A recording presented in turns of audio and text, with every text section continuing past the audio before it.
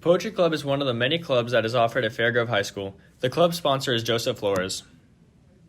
I think what Poetry Club offers students, along with the ability to be creative, is to do that with other like-minded people. I don't think poetry is for everyone, so it gives those kids a place to go to have around other people that also enjoy writing it or hearing their poetry. It gives them a bit of an audience and a friend group around it.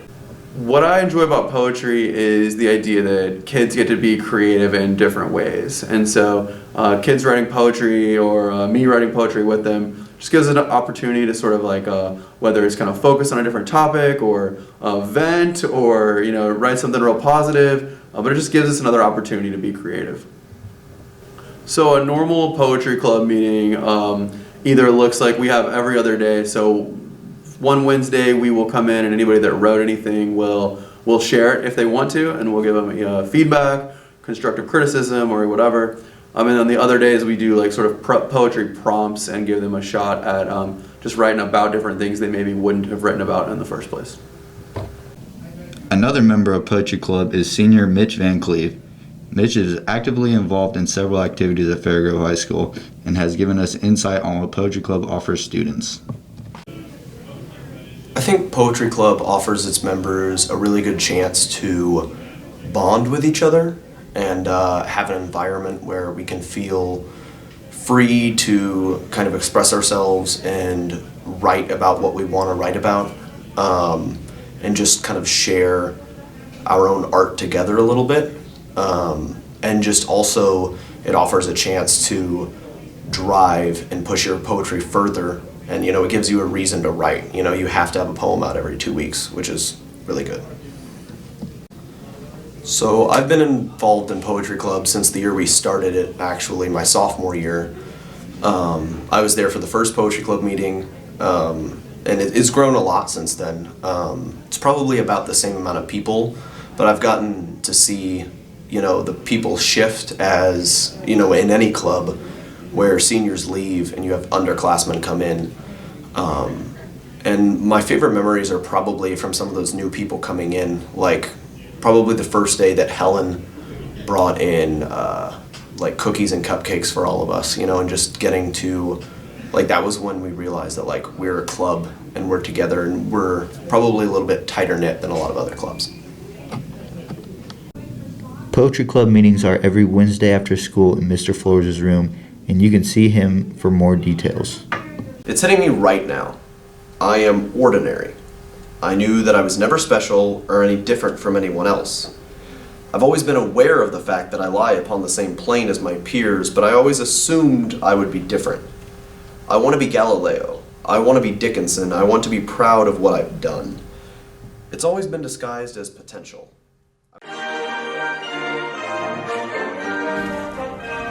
During the 2020 election, America has grown apart, and now that it's finally over, let's take a look at how some Fairgrove students feel about the results. I feel like America will react to the new presidency by half of them being extremely upset and frustrated about it, and then the other half will be incredibly thankful that we have a different president. I feel like the new president will in some ways bring America kind of together again, but not fully. Just a little bit better than it is currently. This inauguration is kind of unprecedented in the history of our country just because of the level of security and the barriers that they have between the audience and the actual inauguration. The public at large is actually not supposed to be there. It was already going to be weird because of the COVID restrictions, but then because of the attack on the Capitol a couple of weeks ago, they brought in the National Guard and it's going to be even more locked down. So as far as out in the open where people can just come and see this important part of our democratic process, it's kind of sad because they're not going to be able to. The only problems I know of so far is they were doing the rehearsal and there was a false alarm when there was a bunch of smoke seen, and kind of shut things down, but apparently it was a fire at a homeless camp a couple of blocks away.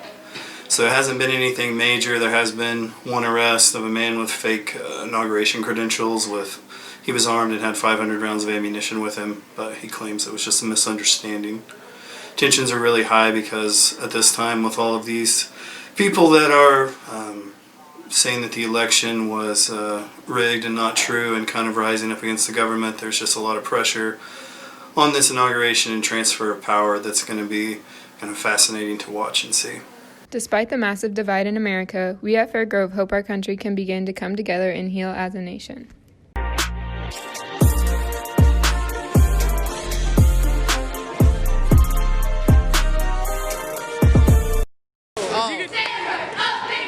I feel like the cheerleaders make the atmosphere better and just more hype. It's good to know you have more people behind you to cheer you on as you go throughout the game. They do a good job by helping us out with chants and being loud. They have good cheers and they get me hyped up when I get fouled or something, and it's just a good environment to be in when you're playing a game. The cheerleaders really help the pep club because they're kind of like an extension of the pep club. You know, they start some chants, we'll start some chants, and it just kind of helps like. Snow days will look different here at Fairgrove High School. With the virtual changes added this year, students should be aware of changes coming their way.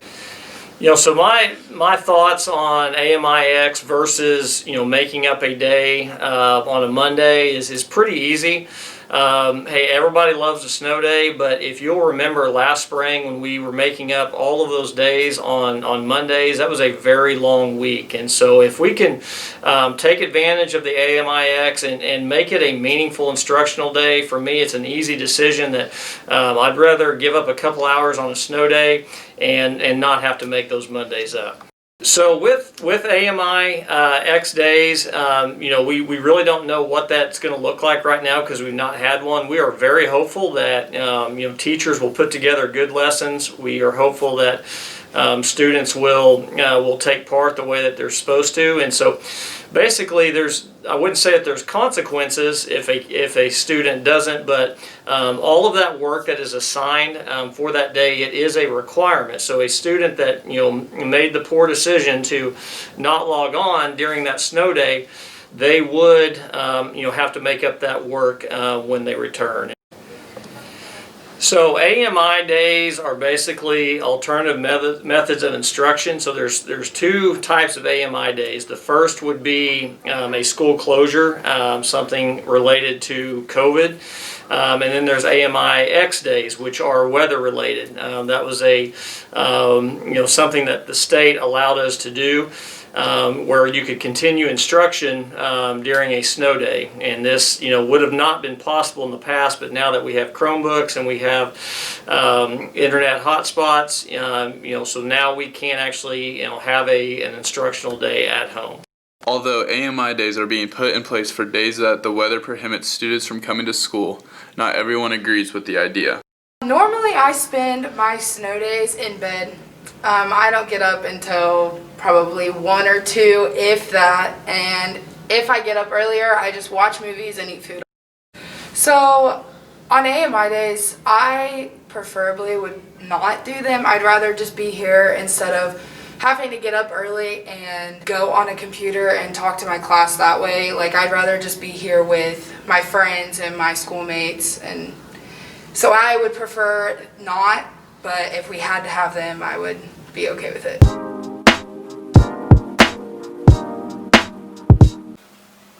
I do like the idea of AMI days because I don't like the idea of coming in on Mondays to make up snow days. AMI days affect my lesson plans because I have to kind of figure out a way for the band kids to be able to still practice and rehearse when we're not here to run a rehearsal, so I have to make sure my lessons prepare them for that.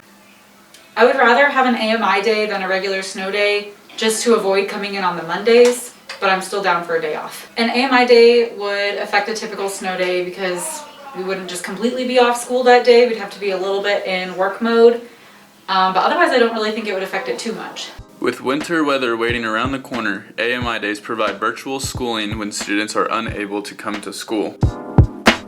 This 2020 year hasn't been what everyone had expected. With the pandemic, scared murder hornets, presidential changes, and etc., everyone mentally and physically isn't at their best. How has 2020 affected you personally?